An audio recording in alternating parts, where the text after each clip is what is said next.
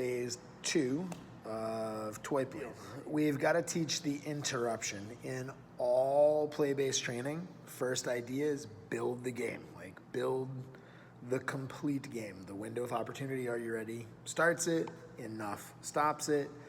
You investigate the full range of all the aspects of play. So search, stalk, chase, fight, celebrate, the whole nine, right? Like you investigate all of the aspects of play that you can, and you craft this game that your dog finds incredibly motivating. So you can put it on a window of opportunity. Are you ready? Turns it on. Enough turns it off.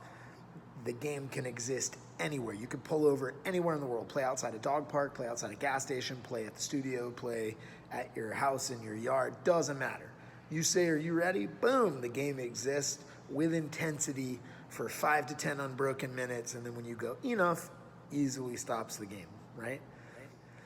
With toys, that means you have also investigated the phases of possession and all the combinations that can go into the phases of possession and the aspects of play. It also means with toys that you've taught them how to emotionally decelerate, so they should be able to decelerate by running victory laps. You should be able to bring them into your arms and get them nice and easy while they hold the toy. So built into this, before we've ever even thought about teaching the out, right? And the out requires a downshift. Before we ever bother teaching the out, we've already established the ability to end play and the ability to downregulate and upregulate during play. Those are the skills that you're going to need to teach an out. It's way better to install those ideas first, then fuck with the out, right? Assuming we've done our work and our foundation is solid and our phase 1 is solid. We can start, stop, we can emotionally regulate, we can play all the phases of possession, all the aspects of play. We found the game that motivates our dog. We need to be able to interrupt the game. We need to be able to put little breaks into the game, because those little breaks are how we're going to draw out the interruption and then ask for work to restart. But before we can ask for work to restart, we have to be able to get them to out. Now, an out and an enough are different. Enough means stop playing, don't bother trying to restart. Out means stop playing, we're going to take a break, and we're going to go right back to it. Now, this is an important thing. In your head, what you think of when you're doing something with your dog affects the way they think about it, right? Because the way you behave changes some subtle things about it. When you've taught the dog enough, we've told the dog, we're done playing, right? So enough is very clear to me, I'm done playing enough. And the dog goes, oh, I get it, we're done playing. Like, I see this and I acquiesce to it. The problem is when we out in training, most of the time, people, when you ask them, what is the purpose of an out, they'll say, to give me the toy, to let go of the toy, to give up the toy, right? The problem is toy play is a game of possession. They're trying to get the toy. The game, when I throw the ball, go get the ball. When I'm holding the toy, you grab the toy, you're trying to get it. Like, it's a game of possession. They want to grab and possess the item. So if I use the word out to get the item, to make them give up the item, then out is technically me telling them to give up the game, to lose the game, right? And I got to be very clear in my head, while the end result of the picture will be you're going to let go of the toy and I'm going to end up holding the toy, I make a really clear thing in my own mind. When I think of the out, I am not thinking of you give me the toy, you let me win. What I'm thinking is this: we are going to take a break from the game. We are playing the game. We are going to take a break. I'm functioning in 2 capacities, right? I'm functioning as the coach, who is the one blowing the whistle for when to start, when to stop, when to take breaks, when to start, right? I'm the coach, I'm the referee, and I am the opponent. I'm playing with you, but just like if I'm going to teach my kid how to box, I'm the one working the timer. I'm the one saying, whoa, stop, take a break. Hey, let's talk about what we just did, right? I'm the coach, but I am also at that moment your opponent as well, because we're playing the game against one another. It's a competitive game. So I'm, in my mind, viewing out as the idea of interrupting the game. We will both stop playing the game. Because I am the coach, because I am the referee, it's like if we're playing football, when somebody blows a whistle, the football player hands the ball back to the ref, right? Because I am the referee as well as the opponent, I'm gonna have to eventually be able to hold on to the toy because I need to be able to restart the game, orchestrate the game, put the toy away, whatever I need, right? But in that moment, I get very clear in my head, this is gonna seem semantic, but it's really fucking important. I am not thinking you give me the toy. I'm thinking we take a break. I happen to be holding it, but that is largely unimportant. I need for you to we are both taking a break from the game for a moment. If you can really get that in your head, it'll speed up the process of the learning, and it'll really, really dramatically help with reducing conflict in your dog, because your head will be clear and the dog will read you well, right? Because the dogs can figure us out. So, that being said, first of all, adjust your thinking. The out is an interruption. It's not give me, it's let's both stop. With that in mind, how I teach the out, there's a million different ways to teach it, but the easiest, most common way is through non-reinforcement. Just like when I taught the enough, I stopped playing and I changed my vibe. If your dog has that understanding, when you stop playing, they'll go, oh, we're done playing. All I got to do more is teach them that there is hope and restart if they hear this word versus that word. So just like I go enough and then stop playing, they should already have a condition, spit it out, whatever, we're done, because they already know enough. I'm going to go out and then stop playing. If they read you well, the stop playing will make them go, oh, we're done. You said a weird word that I don't understand, but I know what that means. That means we're done. I can pick the toy up and go, yes, and start to play. And they'll go, what the hell? And they'll begin to play. Next time I go out, they're not going to respond. They don't know what it means. I stop playing. Now, they might hold on for a second, like, wait a minute, last time you didn't quit. Last time you faked me out, you didn't quit. And you kind of quit. And then they go, oh, no, I'm wrong. It looks very clear like you are quitting. And then because you have quit, if they have the enough work done, they'll go, all right, I guess I was wrong. I guess you're done. And they'll come off the toy. And then I can go, yes, and let them have it. Pretty quickly, they'll learn the difference between enough and out. Enough means we are done. Out means we're done for a second. I'll give it right back, right? If you did your foundation work, it is nothing. If you did your foundation work, it is literally just say the word out and then hold the toy still. Now, if they're strong and big and you hold it out here, they're going to move it around, and it might not be clear that this is you not playing. This looks a lot like playing, right? So you might have to hold it kind of close to your body. Some people will put it right against their leg.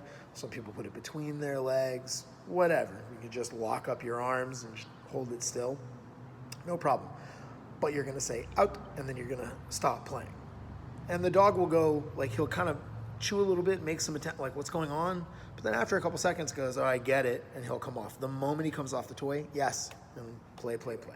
Ideally, let him win it after the out. So they learn, if I just let go for a second, boom, I get it. And then it's not so much a trick as it is a precursor to a win, not a precursor to a loss, right? Like, you didn't go out and then take it away.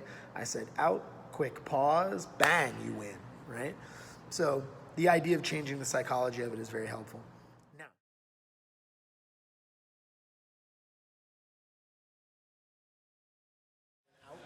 what you're going to do is say the word. I am not going to say the word because he has an out, and I don't want him to respond to the cue. I want you to see how they respond to the body signals, because you've got to have a way to get the out. What you would do is say the cue, then do the procedure. So I would say the cue. I'm going to say the word now, so you know he doesn't know that word. I would say the cue now, and then I would go dead. After a couple of seconds, it usually makes dogs let go. And then if the dog knows his release word, when I say yes, he'll nail the toy. If he doesn't know the release word, me making the toy move suddenly will do the trick. Now, if you have the kind of dog that holding it still either is impossible, or some dogs, a dead toy feels like a stiff toy, like a stuck toy. So when they go to pull on it, you're trying to hold it still. Kind of feels like you trying to hold on to it, and then they kind of get turned on. So that is a rare dog. Maybe 10% of the dogs in the world, when they pull on a toy that you have suddenly made go dead, they'll start, that's exciting too, and it's kind of difficult. Or they'll pull you, and then when they pull you, you wind up kind of falling forward, and then they're like, yes, and they feel like that's them starting to get close to a win.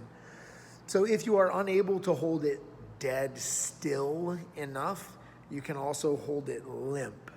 And what I'll do is I'll stand on the line, because remember, until you have a 100% recall, 100% retrieve, you must have a long line on the dog during training. So I'll stand on that long line. So the long line is what holds the dog still. The thing that's in their mouth, there's no tension, right? So the idea is I can let my hands just kind of like, I leave my hand on the toy like little tissue paper, like I leave it on the toy. And as the dog thrashes, my hand just goes like this. There's no life in the toy, but they can't pull back and create tension on the toy because the line is keeping them from making tension here. So if this line is short and this line is long, this will have slack while this one makes tension. So I'll stand on the leash and let my hands go limp, right? You could hold the leash in one hand. I don't like doing that as much. I will sometimes. I don't like doing it as much because I think the picture is different. If I go out and go dead and they try to back up and then I stand on the leash, this is what they saw, no problem. If they see that they make the game reinforcing and then I reach for, grab the collar, hold it like this, and now the game is not fun, a lot of times they'll start to learn this is the signal, not the out, right? And they'll wait. They'll be like, nah, that word doesn't mean anything. It's when he grabs the shit that he's serious. So I don't like the optic of reaching down and grabbing the leash. I prefer the optic, the not having the optic, because them looking over the toy at me like this and me standing on the leash, like they don't even notice that I've done it. So that's another way you can do it. If you can't hold the toy dead on non-reinforcing still, you can hold it non-reinforcing limp, stand on the leash and let your hands be a little limp. Next one is a limp toy. And a lot of really good dogs, or really strong dogs, you trying to hold the toy dead won't stop the reinforcement. So what I'll do is I'll stand on the line, and then I'll make the toy go limp. I'll say the key now, and make the toy go limp. And it's not as reinforcing.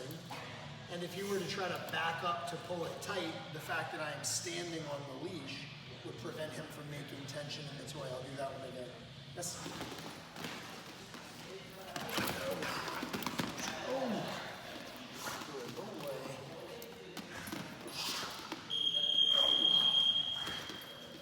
I would give the cue now, and I'd make the toy go limp. No tension in it. Yes? Right. And then there's some dogs for whom that is still like you keeping your hands on the toy, even though your head is clear about we are taking a break, not give me, but we are taking a break. The fact that you're still holding it, they kind of have this thing of like, you're trying to take it. This is a trick. You're trying to take it.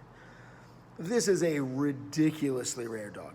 95% of the dogs in the world, if you hold the toy still for the count of 10, they will let go. Another 3% of the dogs in the world, you might have to go a little limp instead of still, might have to go limp, and they will stop because they're like, well, this is stupid. This isn't what we've been doing. This is not the game. There's that dog that with your hands on it, it's too much. So with those dogs, honestly, I'll just let go of the toy and hold the leash. Now, I'm not holding the leash choking them. I'm just holding the leash. So if they try to change their grip and they drop it, they won't be able to go grab it. If they try to lay down and just consume it, their head will be held up and they won't be able to lay down and consume it. And if they open their mouth too much, they'll drop it and then we're done. And then at that point, I will just pick the leash, pick the toy up and go, yes, and restart. Now, if they grab it before I hit it again, I'll go, and let go of it again. And just hold the leash so they can't put their head on the ground. And then they'll come off of it. Now, again, if you've never done enough, this could be really difficult. If you've done enough, they'll go, oh, you didn't say the word, but I get what you mean. You mean enough, because you're making the we're done picture. But then I can just pick the toy up and go, yes, and let them nail it. And then eventually, just like the other, they'll start to learn, oh, out means just we take a break. And in that example, it's very visual. It's a we take a break. And then you're going to restart the game. Enough, no hope of restart. Out means there's still hope of restart, right?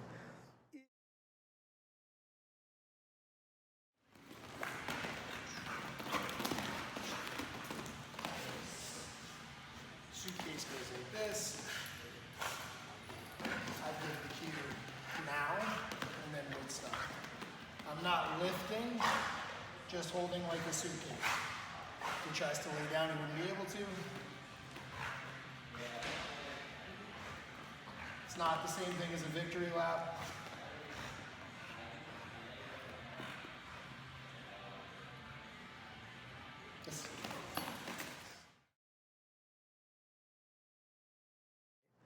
If you do the suitcase, like if you do the thing where you say out and then you let go of the toy and you just hold the leash like you're holding the suitcase, you eventually must transfer to the limp toy.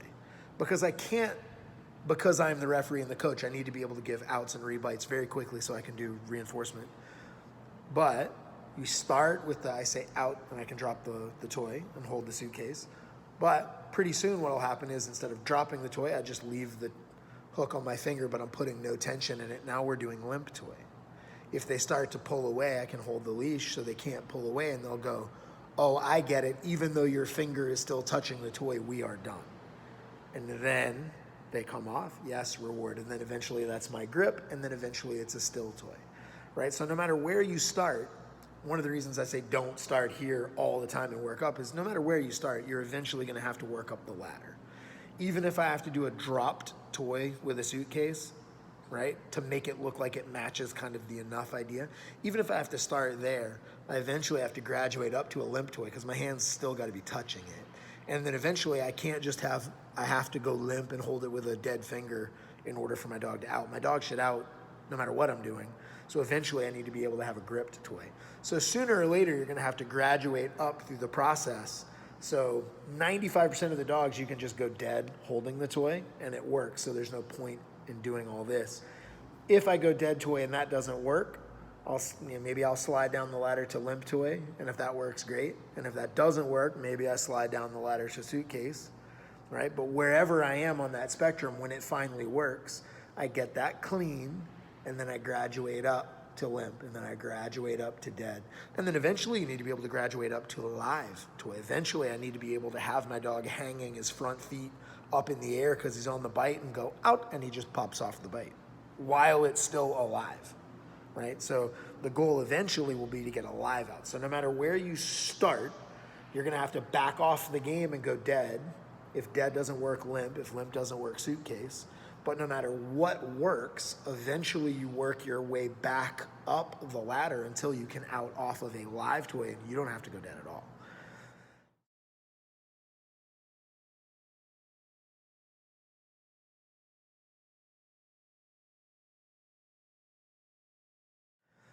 So that is the concept of the out. At phase 2, all I'm working is the out.